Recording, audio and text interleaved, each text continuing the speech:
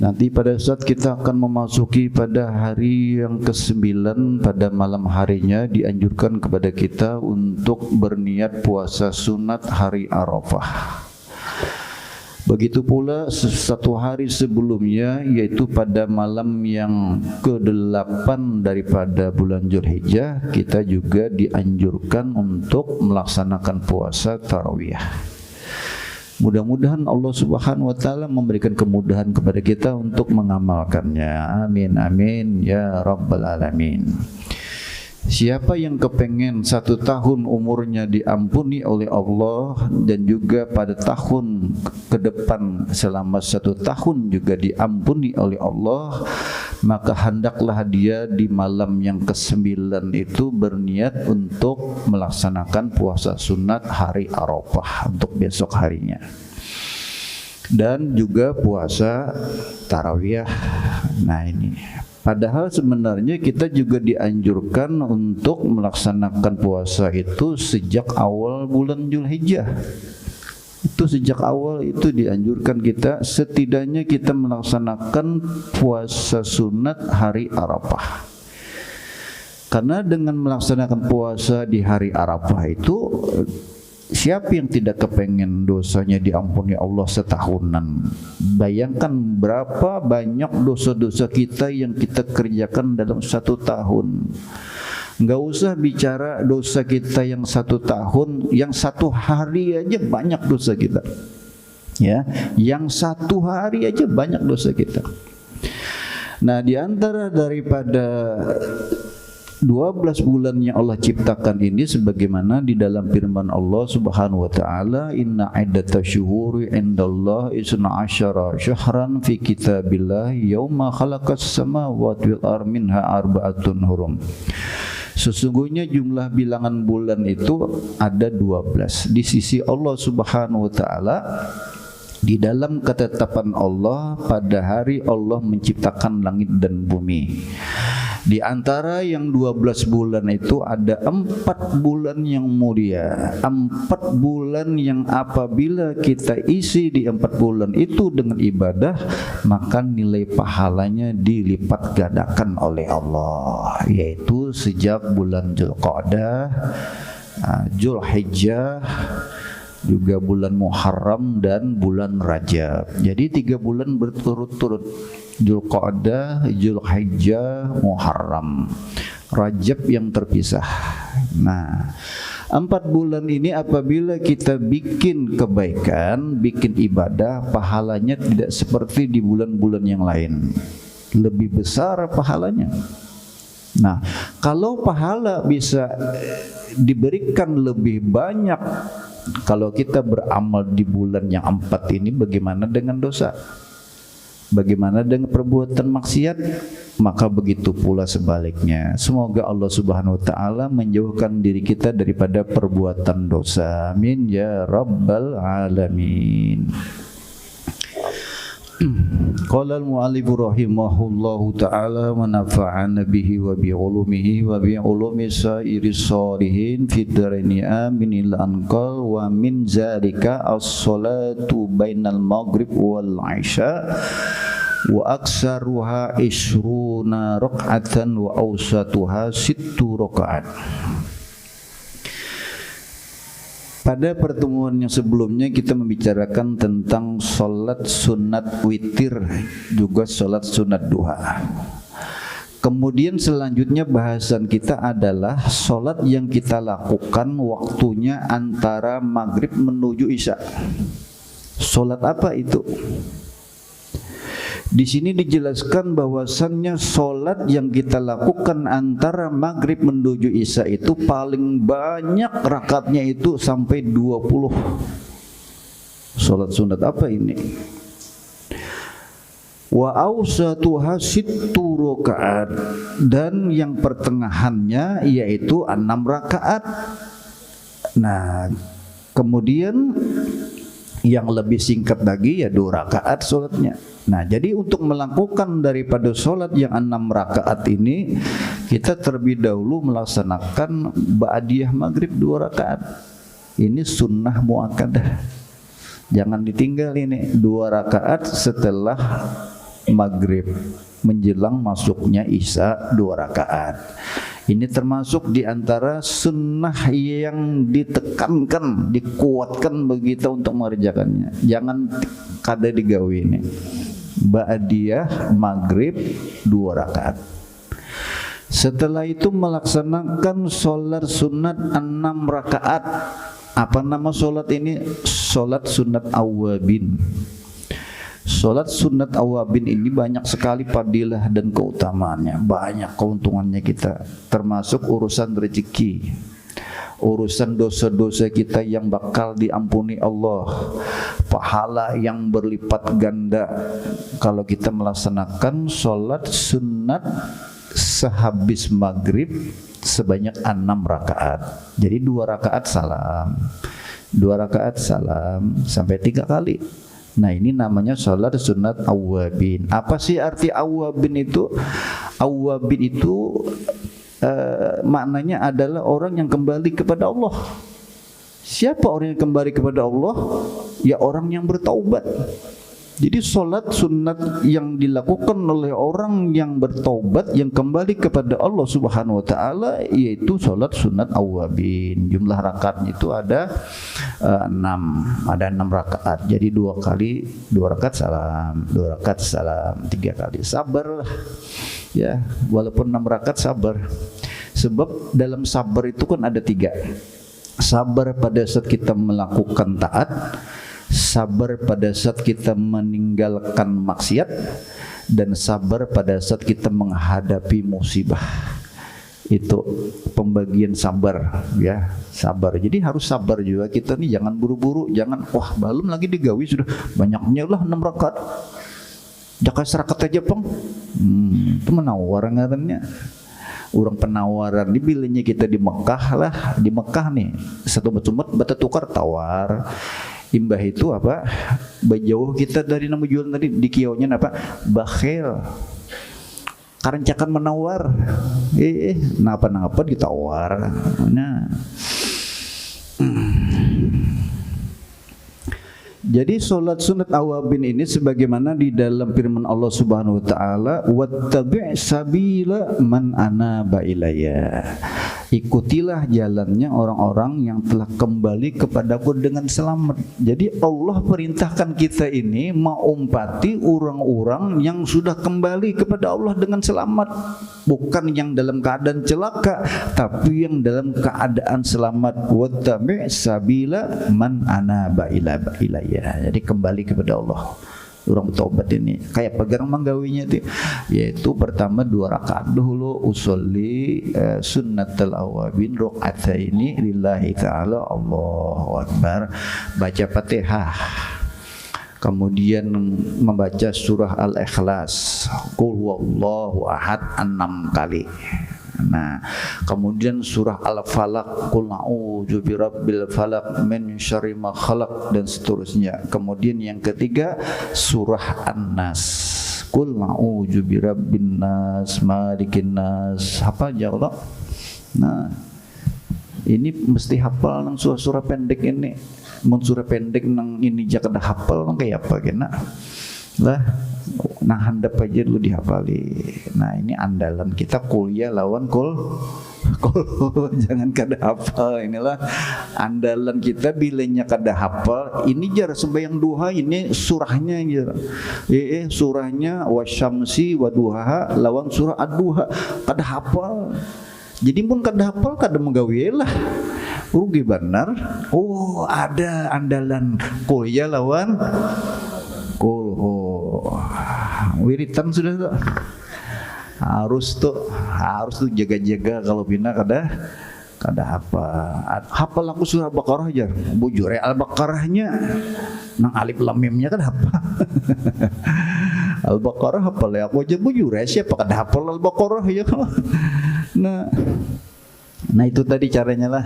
Nah rakaat yang pertama tadi setelah Fatihah ia kan membaca surah Al-Ikhlas, hafal kalau qul huwallahu ahad 6 kali, kemudian Al-Falaq 1 kali, kemudian An-Nas 1 kali. Karena rakaat yang kedua kayak itu juga sama.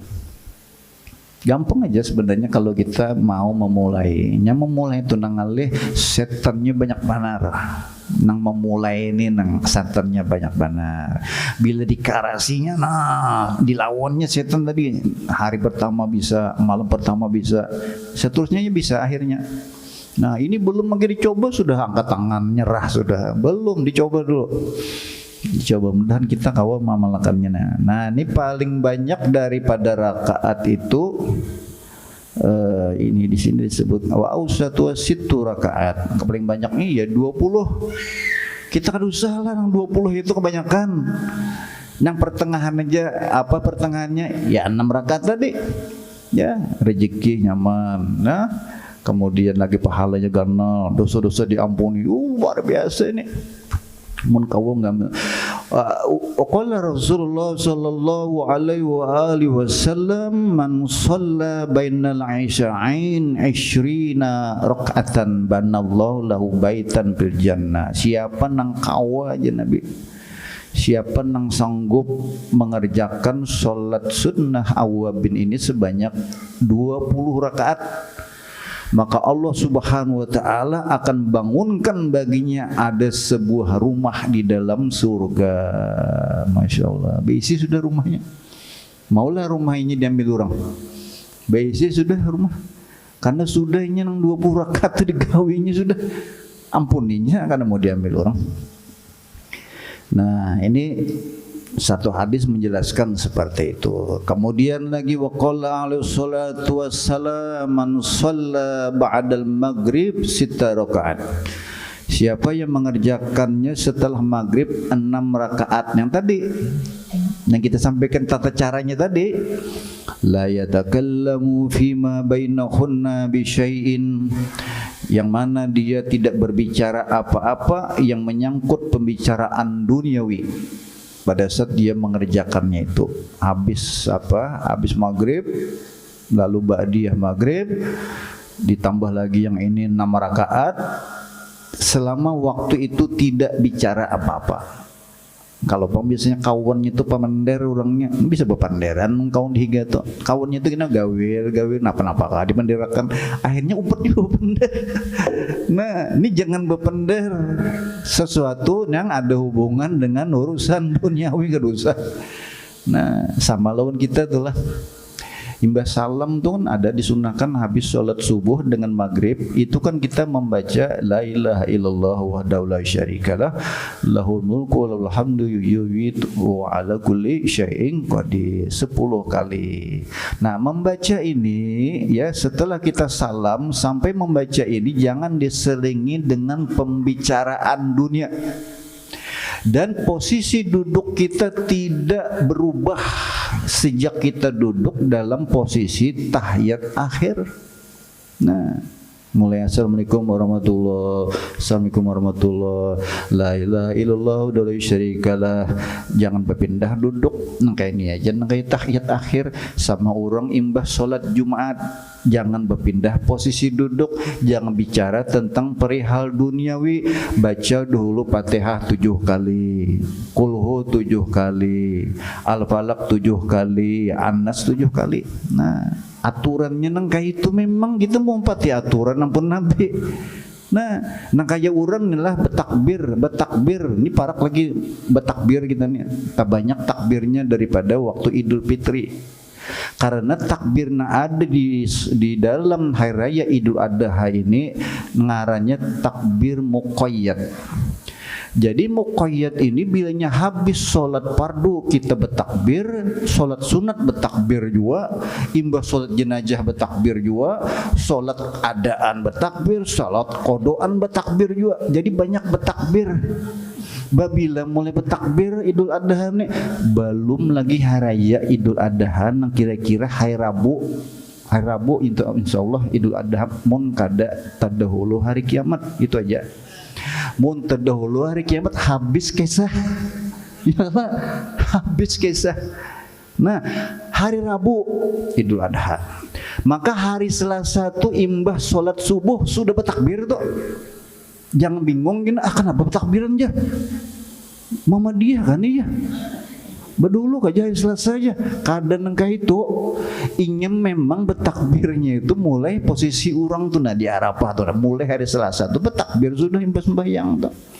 Nah, jadi kita kan usah bingung lagi kenapa. Umpet juga kita bertakbir. Nah, terus sejak nang hari Selasa itu nang imbas subuh kita mulai sudah bertakbir.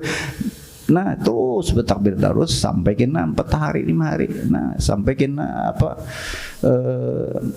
hari atau 5 hari ya mulai hari rayanya, sebelum hari rayanya ya Allah. Jadi hari Arafah itu, Bang.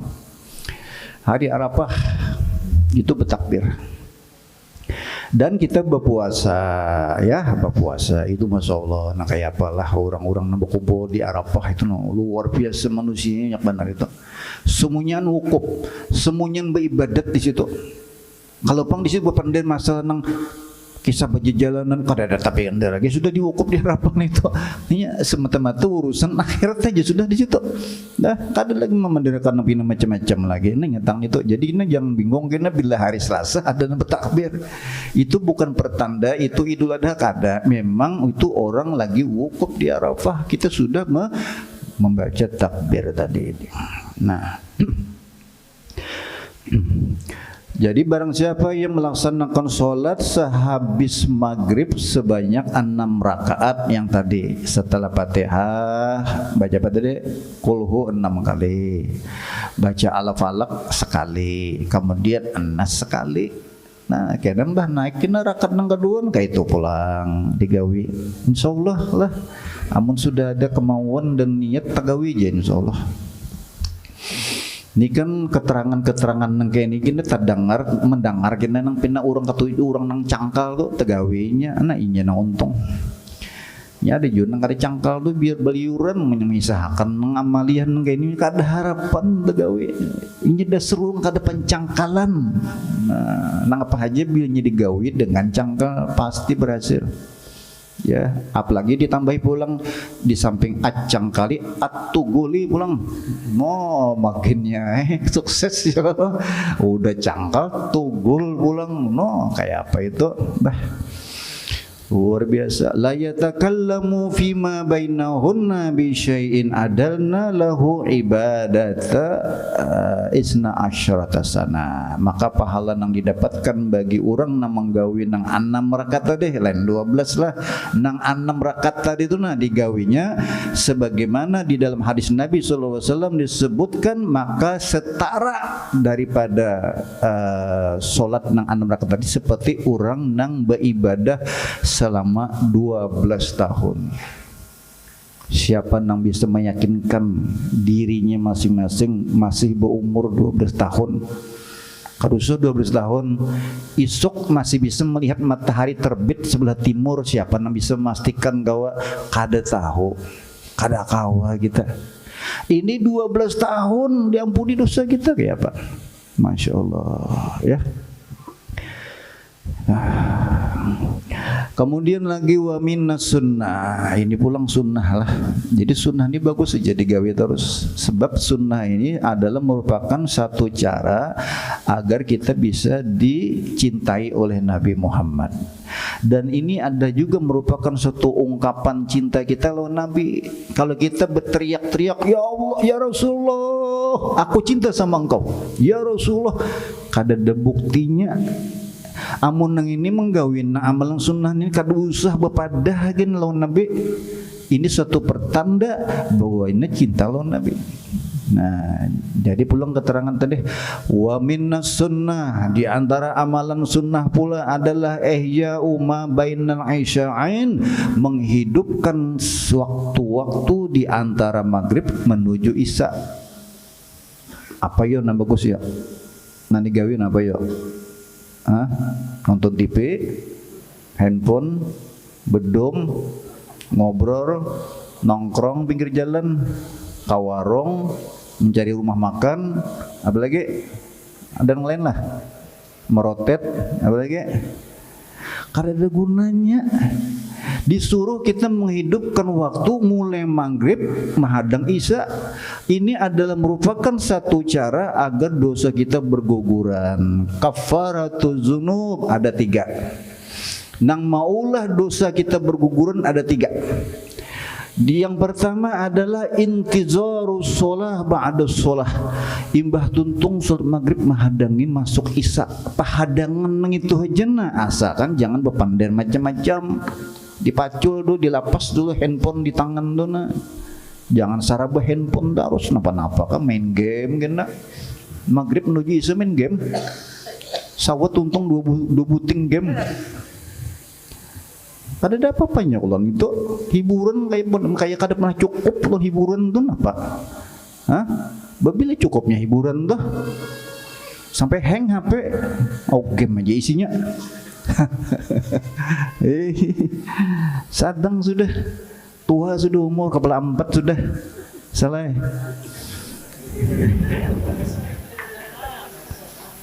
Karena apa ya sikong ya mewakilin dan singgung kan lain tersinggung ya berarti. Nah ini diantara sunnah ini yang menghidupkan antara maghrib menuju isya.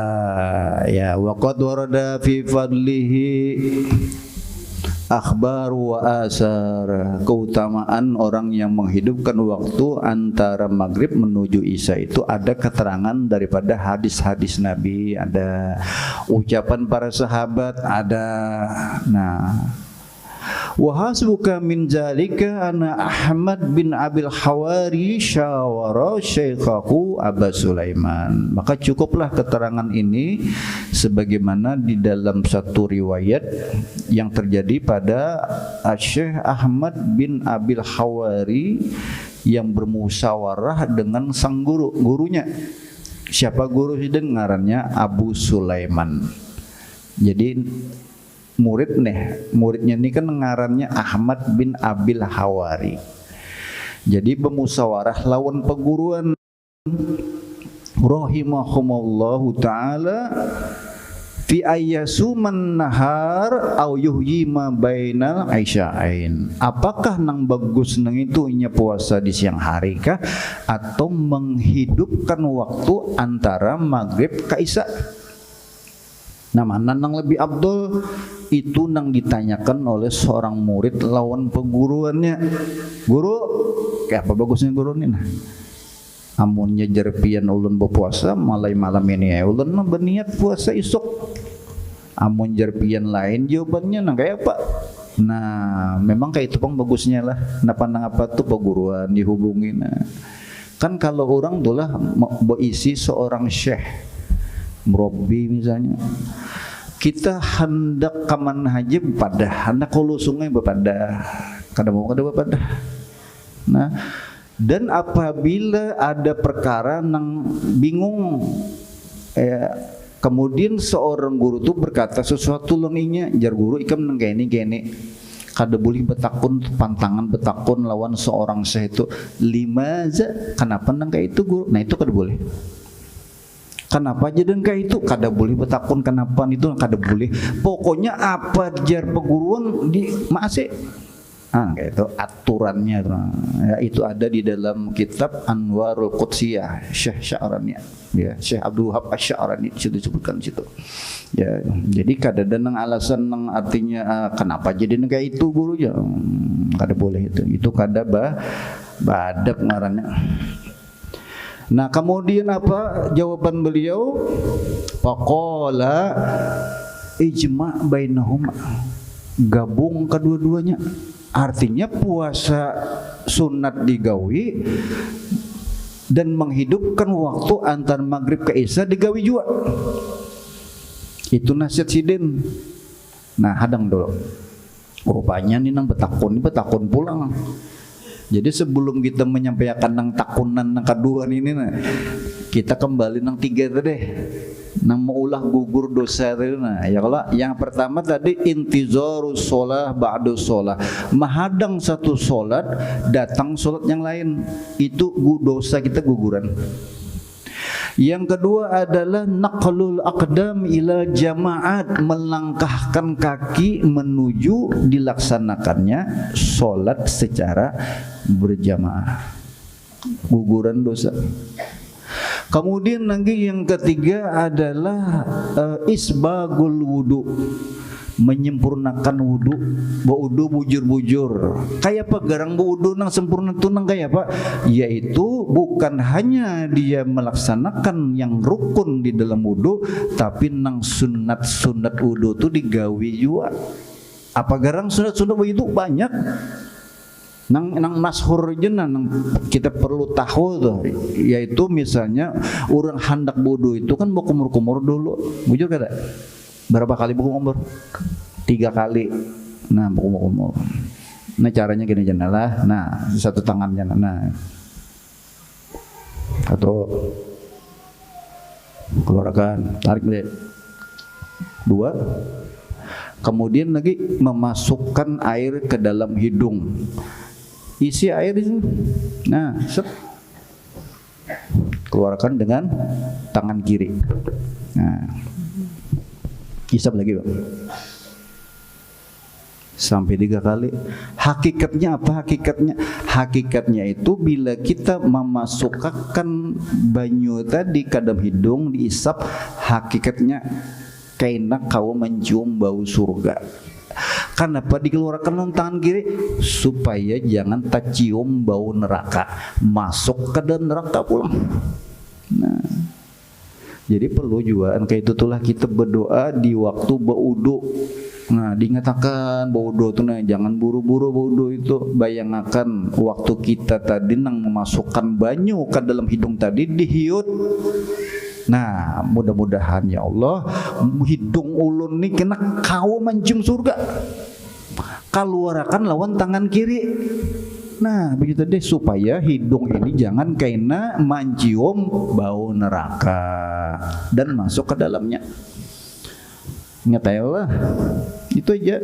Nah, kaum ini biasa. Nah, kaum masjid, Masya Allah.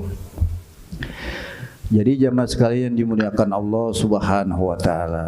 Yang penting itu kita mulai mengamalkannya ya. Kita mulai mengamalkannya. Biar kayak apa aja pun kada diamalkan kada ada guna juga ilmu itu. Ya, jadi apa tadi ingatlah nang 3 tadi. Nah, nang 3 tadi ingatlah. Menghadangi daripada satu solat menuju solat yang lain. Hadangan yang itu kan ada pendapat mengatakan itu sama ingin kayak solat jon itu. Nya berduduk aja nah, duduk ya nah. Lain bang berduduk di muka rumah berokok sambil. Lain itu sama menghadangi juga ngarannya. Menghadangi juga di tempat duduk, nah menghadangi nah di tempat inya nang ibadah tuh, nah duduk menghadangi isa. Kada lawas kada isa tuh bermenit yuk. Mulai maghrib tuh ka isa tuh bermenit. Kada lawas kalau waktu nang paling singkat antara satu solat ke solat yang lain tuh iya nang maghrib ke isa itu. Tuh paling singkat sudah waktunya, tapi pahalanya luar biasa. Konol pahalanya. Mohon kita mengisi di waktu-waktu itu misalnya baca apa yuk? Rutibul Hadad, sawat tuntung tuh. Nah, baca Yasin misalnya sekali, tuntung sawat itu. Nah, amun surah Al-Baqarah bisa ada tuntung am itu. Karena terpanjang itu. Surah Al-Baqarah itu bagus juga dibaca di rumah. Kalau pang rumah tuh pindah bantu. Nah, ada kan rumah bantu. Tuh bacakan surah Al-Baqarah. Bukahan hantunya, termasuk hantu manusianya kalau buka juga. Allah, mudah-mudahan ada manfaatnya, ada berkah bagi kita semuanya. Mudah-mudahan Allah Subhanahu wa taala memberikan kepada kita kemudahan di dalam mengamalkan, melaksanakan dari apa yang kita dapat di malam ini. Amin amin ya rabbal alamin. Al-Fatihah. Auzubillahi minasyaitonir rajim. Bismillahirrahmanirrahim. Alhamdulillahirabbil alamin. Arrahmanirrahim. Maliki yaumiddin. Iyyaka na'budu wa iyyaka nasta'in. Ihdinas siratal mustaqim, siratal ladzina an'amta 'alaihim ghairil maghdubi 'alaihim waladdallin.